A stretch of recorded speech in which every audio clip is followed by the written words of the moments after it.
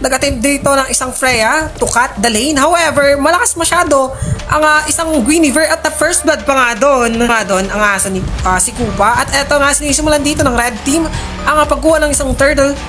At binabantayan lang dito ng blue side. At ito nga, pumasok na nga yung Freya doon. Nakuha pa nga dito ng Fred at SS, nag-out na nga yung Freya doon. Pero doon, matitake down yung Fred, si Kagura at si Grak. Grabe yun, sumugod pa nga dito. Nag-SS na nga dito ang isang Joy. Pero tignan natin sa top.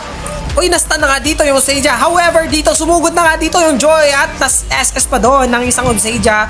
Ang Pupol patay doon, na-take down nga doon. At eto, Grak, guys, na-SS na dito ang isang Fred. Nakombohan yung Kagura dito. Muntikan pa nga yung Uy, patay doon yung Fred, pero patay yung Kagura doon. Grabe yung zoning na ginagawa ng blue side. Kasi guys, di sila papayag na makukuha lang basta-basta dito ng red side, yung turtle. However, matapang dito yung red side. Kasi nga guys, utility nga kasi yung pinipik dito. And also, ito nga, sumugod na nga dito. Ni Joy, nag-SS pa nga, nakuha nga doon. Ni Fred, nag-SS na nga dito yung Joy. Umalis lang dito, nag-SS na dito. Yung isang Carmela, nag-SS pa doon. Ang isang Fred, grabe yun. Ang Hapdi naman, umaalis na dito yung red sa blue side. At doon, sa Obsidia pumasok. Tag-out lang doon. At kukunin lahat ng resources. Turtle, grabe naman yun. Nakuha pa nga. Slow kasi. Sa top dito, 1 versus 1 dito. Obsidia versus Pupol and Kupa and Game 3 pa yatang mangyayari. We will see kasi nga babawi nga dito at nag-SS na nga doon yung Grak. Walang natamaan pero na-take down doon yung Grak. Eto, pumasok na nga yung Freya doon. Sinasampal na nga dito. Nag-combo na nga dito yung Kagura. Pumasok, nag-SS na dito yung Freya. Umalis lang dito yung dalawang player. And nag-SS na nga doon isang Carmela. At eto guys, madadamage lahat ng player doon. At umaalis na nga yung Freya pero patay yung Kagura doon. And also, matitake down doon ng isang Grak dito sa top. Nagka-clash na dito, 1 versus 1. Pupulan ko, papatay doon. Parang one-sided kasi kanina eh. Lamang doon eh. Pero dito na, sumugod na dito. Pero nag-SS lang doon. Yung, uy, patay dito si Gwen. Nakuha pa yung turtle sa red side. At eto na nga, nagka-clash na dito sa mid.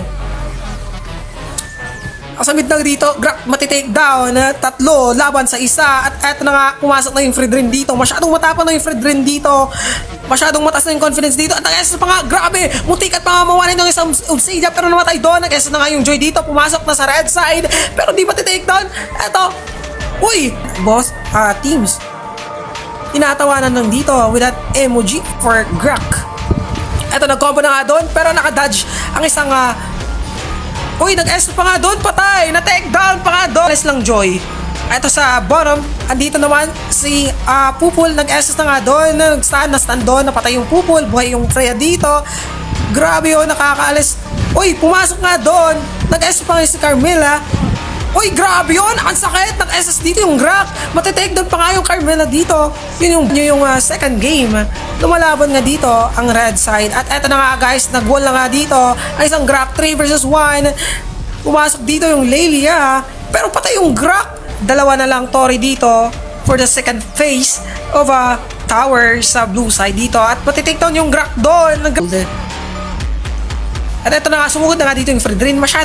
Masyado dito yung Fredrin na uy, nag-SS doon, na-one-hit pa nga doon ng isang Kagura. Grabe yung damage ng isang Fred. Grabe, pumasok dito yung Freya. Kinikill na nga dito ang isang Carmela pero masyadong makunat. Mamamatay pa nga doon. Nag-flame shot pa nga doon. Ito, we will see kung ano yung maganap dito. Nag-SS na nga yung Grak dito pero walang nagfa-follow up doon. Pero patay doon yung Grak. Sayang, walang nagfa-follow up guys. Walang pumasok na nga dito yung Fredrin. Nag-ice 5 seconds. Oy, sumugod nga yung Joy dito. Nag-SS yung Joy dito, guys. 1 versus 3 na take down yung Lelia doon. Pero yung red side kasi nga, guys, kinukuha nga dito yung lahat ng objectives, especially sa Lord. Pumarcha na yung Lord dito sa baba. Wala nang Tori sa baba, guys. Masyadong ginagalingan dito ng red side. Nag-split push pa nga dito. Sinasabayan ng minion sa top, sa bottom. Eto na nga, guys. Nandito na yung Lord. Sinasabayan na nga dito naka-red side yung Lord. Matatapos ba dito? Dito na pumasok na yung Fred. Yung Lord dito, makiklear out ba? Pumasok na din dito. Uy, na-stun na nga. Na-SS from na second pa nga. At doon, na-end na nga. Tina-tower lock na nga dito. Grabe yun, guys. Tina-tower lock ba naman ng Pupol? Shoutout nga pala. Nakabawi dito ang kupunan ng Squad 6 at yon victory for the red side. Shoutout nga pala sa MVP natin si Lelia. Masyadong masakit, may slow pa guys. And shoutout din sa kabila dito for Squad 1 sa squad nila ni James. Good game pa rin at least, 'di ba?